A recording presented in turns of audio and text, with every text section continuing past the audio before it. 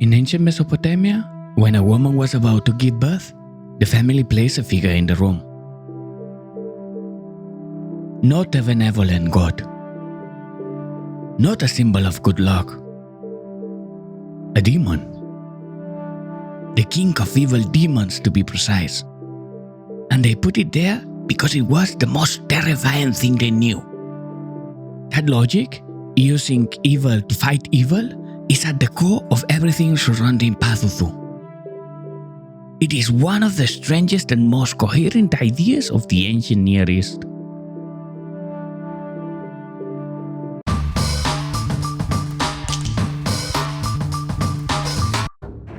Pazuzu appears in the archaeological record suddenly, toward the end of the 8th century BC, in the royal tombs at Nimrud. What is most striking is not his late arrival in the Mesopotamian pantheon, but the way he arrives, fully developed, with no visible intermediate stages, and with an iconography that will remain practically unchanged for half a millennium. His appearance is a masterpiece of hybridization. A rectangular head with canine features, bulging eyes and the prominent brows, caprine horns, and exposed fangs. The body was scaly and skinny, with visible ribs. The shoulders are human, but the arms end in predator claws. The legs conclude in bird talons. On his back, 2 pairs of wings and an scorpion's tail. And one further detail the sources do not avoid: his erect phallus end in a serpent's head. Every element of his body crosses a different biological boundary. Mammal, bird, reptile, arachnid, human. A figure that violates so many intuitive expectations simultaneously is almost impossible to remember faithfully in all its details. That may explain why the vast majority of Pazuzu's artifacts that survive are not full body representations, but only heads. Mass-produced in terracotta, bronze and stone, fitted with a suspension loop for hanging around the neck or fixing it to a wall. The most recognizable element, the easiest to reproduce and transmit, representing the demon's full presence. The part for the whole. The sources present 2 traditions about this demon that do not always agree. In the text, Pazuzu speaks in the first person. He identifies himself as the son of Hambu, king of the evil lilû demons. He does not describe his appearance, but what he actually does: ascending the trembling mountains, breaking the wings of hostile winds, drying the earth, withering trees. He is the west wind personified, a force that lays waste and has dominated other equally destructive forces. His authority does not come from benevolence. It comes from having defeated others who also cause harm. In the images, by contrast, Pazuzu is static and menacing, one arm raised in an attacking posture. 2 versions of the same being, one that acts, one that watches, both in the service of the same purpose. The most widely held theory about his origins connects him to the Sumerian king list.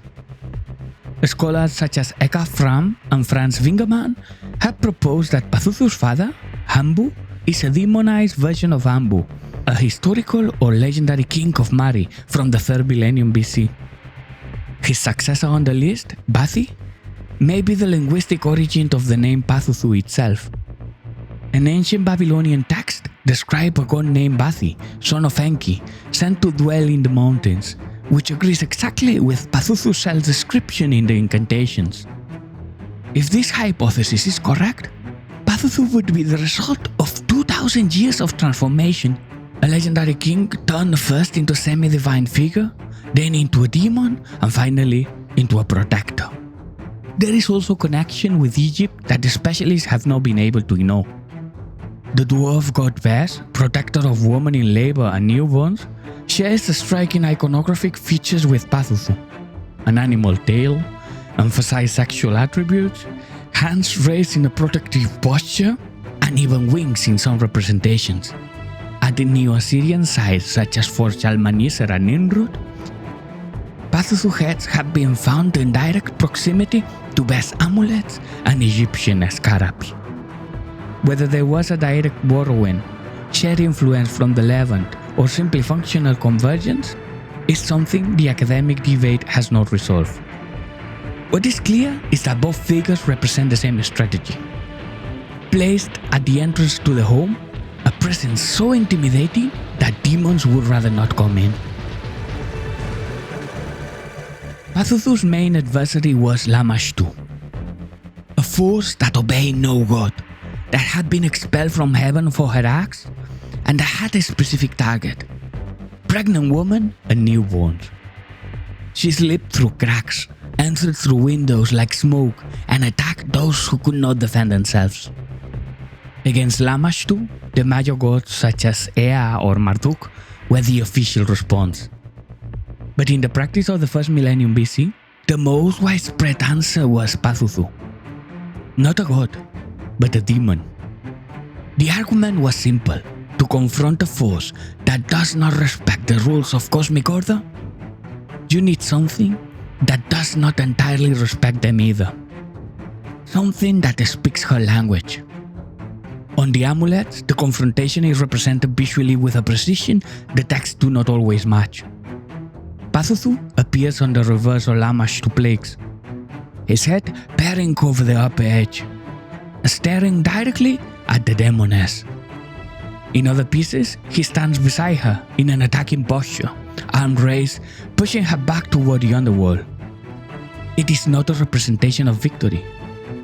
It's a representation of constant pressure, of surveillance.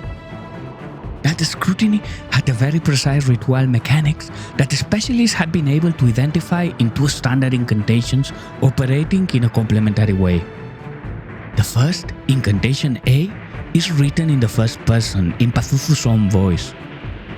It allows him to proclaim his victories over other winds and demons, activating his potency. The second, incantation B, is addressed to Pazuzu himself in the second person, using imperative language. It does not invoke him, it contains him. It orders him to direct his destructive force toward the patient's enemies, and not against the very household sheltering him. Invoking Pazuzu meant opening the door to him. Incantation B was the means of ensuring that, once inside, he knew which way to look. On some amulets, Pazuzu appears flanked by benevolent figures such as Ugalu, the Lion Man, and Lulal. Researchers understand their presence as a form of supervision, guardians of good, ensuring that the demon's power is released in the right direction. The most common use of the amulet was childbirth. A Pazuzu head could be tied to the headboard of the birthing bed or placed in the woman's hands, because, according to the text, wherever evil approaches will see the head and will not enter. But the use of Pazuzu was not restricted to childbirth. Medical texts verify his application in the treatment of fever, personified as the west wind that dries and withers. A group of 6 clay cylinders found at Nippur were inscribed with incantations to cure a woman named Baba Eterat of a persistent fever.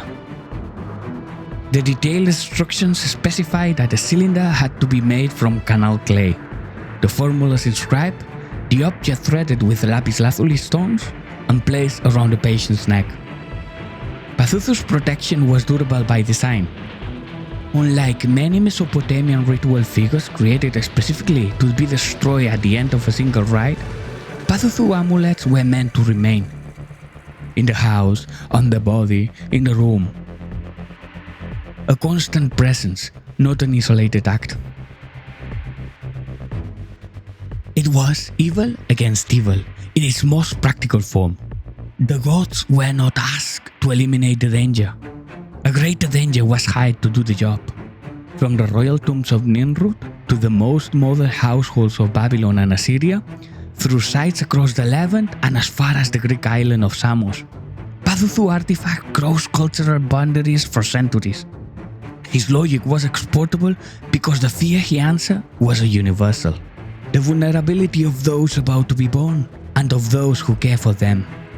The principle Pazuzu embodies, capturing the image of terror and redirecting it as a shield, was not unique to Mesopotamia.